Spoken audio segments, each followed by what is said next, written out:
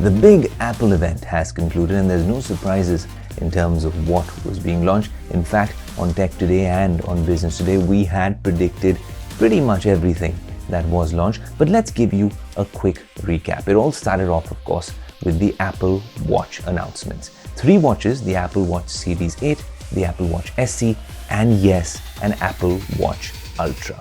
The Series 8, of course, is an iterative upgrade to the Series 7. A couple of new interesting features being a body temperature sensor, which can really be very beneficial when it comes to tracking women's health.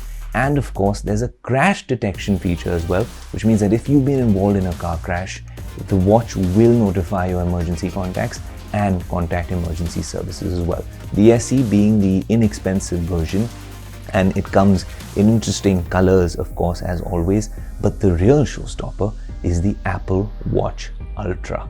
Now this is much bigger at 49mm. It is obviously twice the price, nearly 90,000 rupees here in India is what it starts at. It's a titanium build.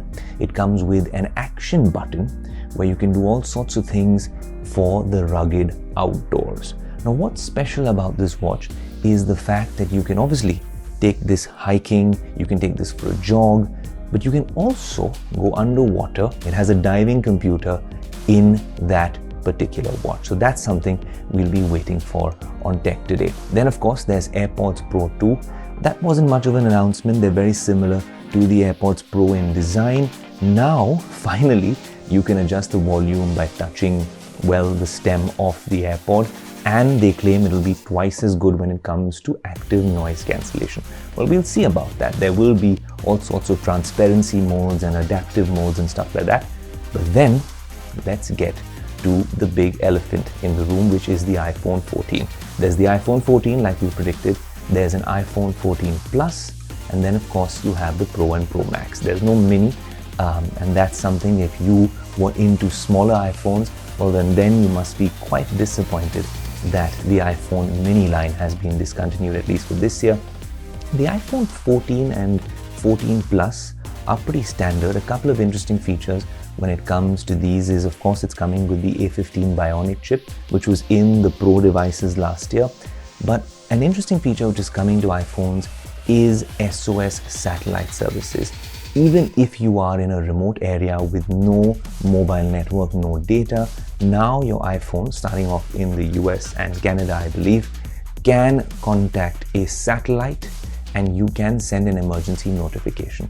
And then, of course, the 14 Pro and Pro Max. These are the big boys, and there's a lot of changes here. Now, when you're talking about the iPhone 14 Pro models, the Pro and Pro Max, that's where Apple has done something Apple-esque as always. No one more thing, but the only thing that you should really be concerned about, and something that'll turn heads, is that they've done away with this notch, this big, not so good looking notch which has existed on iPhones for the longest time now. And they've got this sort of pill cutout design which is much smaller, but then through a software hack, you can use this as a secondary display with notifications. I think this is a very interesting addition and application of iOS 16.